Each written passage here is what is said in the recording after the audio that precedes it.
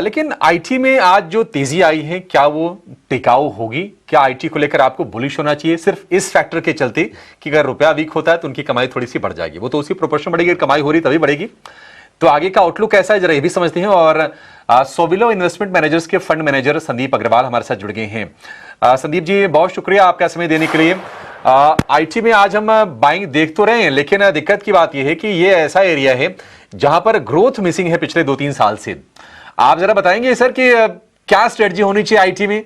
ये रुपए की वीकनेस को देख के आईटी पर बुलिश होना चाहिए, ये कितनी सही स्ट्रेटजी होगी?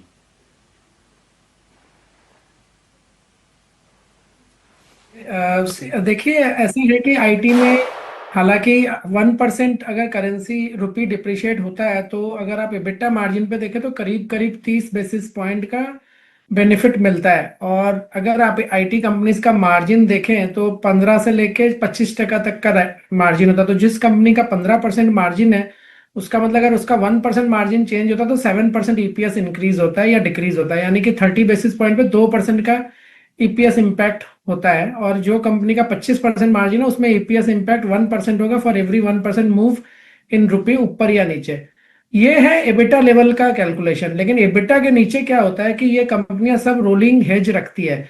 इसका मतलब ये हुआ कि अगर आपको हालांकि ऊपर में यानी कि रेवेन्यू पे जब आप कन्वर्ट करते हो रुपी में तो आपको बेनिफिट दिखेगा और एबिटा मार्जिन में भी बेनिफिट दिखेगा, बट अदर इनकम में आपके लॉस आ जाता है क्योंकि आपने जो हेज किया है वो उसके ऊपर का प्रीमियम आपका पूरा चला जीरो हो जाता है, प्लस आपको कभी कभी पे भी करना पड़ता है। तो बेसिकली नेट पैट लेवल पे कभी कोई इम्पैक्ट ज्यादा होता नहीं है।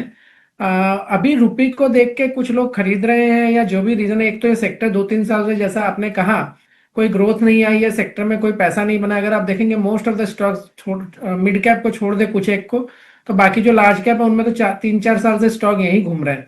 तो मुझे लगता है कि अपने को फंडामेंटल देखना चाहिए। और फंडामेंटली अगर आप देखें तो ये सेक्टर एक ऐसा सेक्टर हो गया है जहाँ पे आपको लार्ज कैप की ग्रोथ 5-6% से ज्यादा करना बड़ा मुश्किल है, मिड कैप में 10-12% 13% ग्रोथ और स्मॉल कैप में 17-18% ग्रोथ। अब इसके बाद अगर आप इसका वैल्यूएशन देखें तो जहां 6-7% ग्रोथ है वहां मल्टीपल 20 का है, जहां 10-12 का ग्रोथ है वहां 35 का मल्टीपल, और जहां 15 से 18% का ग्रोथ है वहां भी 20-25 का मल्टीपल है। तो अगर कुछ जगह भी है पैसा बनने की तो वो बहुत स्मॉल कंपनीज में है।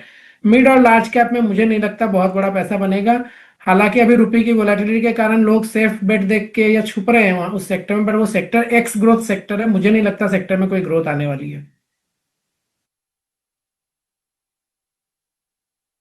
ठीक है, जब ग्रोथ नहीं होगी सर तो फिर ये छोटे मोटे जो गेंस आ रहे हैं 0.3-0.4% के 30-40 बेसिस पॉइंट के, इसको देखकर तो मुझे नहीं लगता कि नहीं इस पर ज्यादा बेट करना चाहिए। दो छोटे छोटे और सवाल है, मैं दोनों एक साथ रख रहा हूं। मान लीजिए कि अगर किसी को मिड कैप में स्मॉल कैप में अपॉर्चुनिटी तलाशनी है, तो आपके हिसाब से अच्छे स्टॉक कौन से हैं जहां पर आपका कन्विक्शन आ रहा है? और दूसरी चीज, ये अब ग्लोबली स्पेशली अगर हम अमेरिका की बात करें तो एआई बबल की बातचीत हो रही है।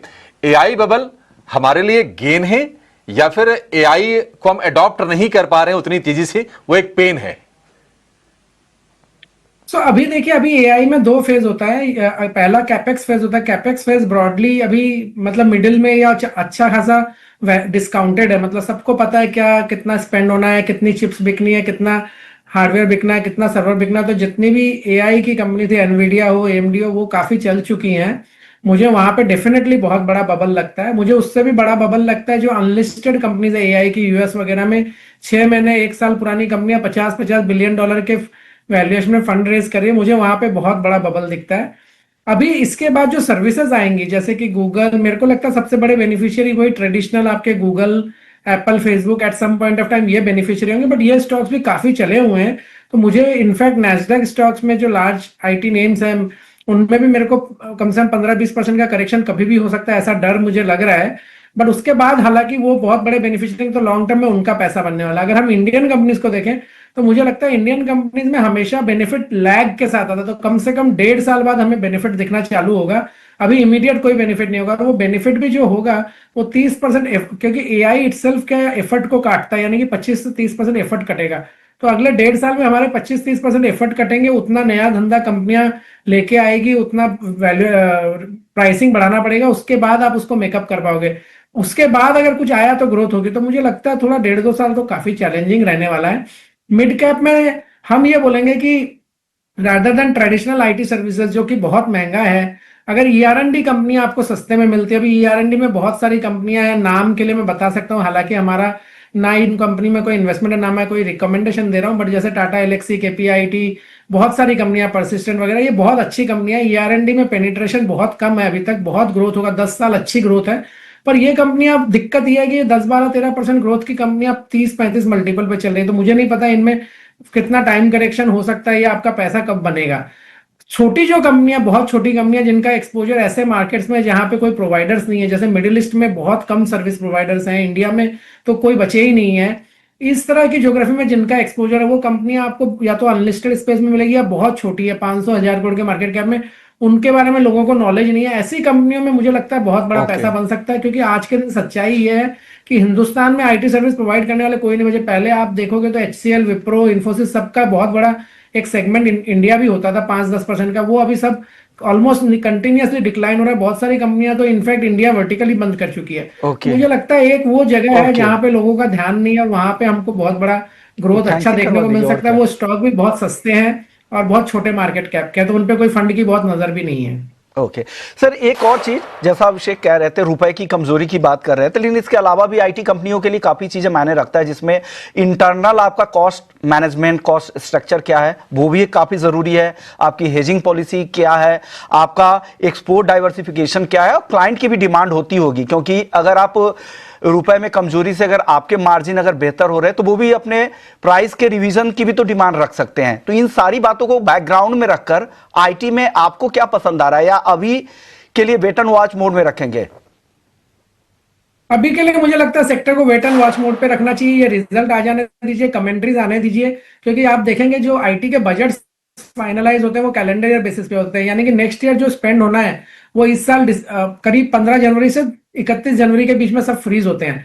तो वो आपका रिजल्ट के साथ कंसाइड होता है। तो उस टाइम जो कंपनियां को जो कमेंट्री होगी, अर्निंग्स कॉन कॉल होगी, उसमें वो आपको बताएंगे कि भाई अभी हमारे क्लाइंट से ये फीडबैक आ रहा है। मुझे नहीं लगता कोई भी कंपनी बहुत बड़ा बुलिश टोन से आएगी, क्योंकि है ही नहीं बुलिशनेस, क्योंकि अभी तो सब क्लाइंट को पता है कि भाई एफर्टी 20-25% से कट हो रहा है, तो वो कोई हालत में भी आपको कोई ग्रोथ नहीं देने वाला। तो मुझे लगता है कि ये रुपी से बचने के लिए और सेफ बेट के लिए ठीक है, मतलब कर सकते हैं। और दूसरी बात क्या है कि आप समझिए 3-4 रुपया डिप्रिशिएशन हो गया, तो 3-4 रुपए का मतलब 120-140 बेसिस पॉइंट का मार्जिन ऑप्टिकली एबिटा लेवल पे ज्यादा दिखेगा। तो लोग उस ट्रेड को खेल रहे हैं, बट वो ये नहीं देख रहे कि नीचे पैट लेवल पे कुछ भी फ्लो नहीं होगा। तो मुझे ये लगता है कि मतलब ठीक है, अभी छुपने के लिए जगह अच्छी है, बट फंडामेंटली तो मुझे लगता है 1.5 साल का पेन कम से कम इस सेक्टर में है। साल का पेन आपको लग रहा है कि, यानी आपको अगर इन्वेस्टमेंट करना चाहते हो तो वेट करे, वेट एंड वॉच मोड में इन्होंने रखा है। इनको लगता है कि अभी और वक्त देना पड़ेगा, आपको कम से कम 1.5 साल इंतजार करना पड़ेगा अगर अच्छे रिटर्न आपको चाहिए तो। शुक्रिया संदीप जी, आपने वक्त निकाला और आईटी सेक्टर पर अपनी पूरी रिपोर्ट दी, और क्या कुछ आपको इस सेक्टर को लेकर प्रोस्पेक्ट दिख रहे हैं। चलिए, वक्त है ब्रेक का। ब्रेक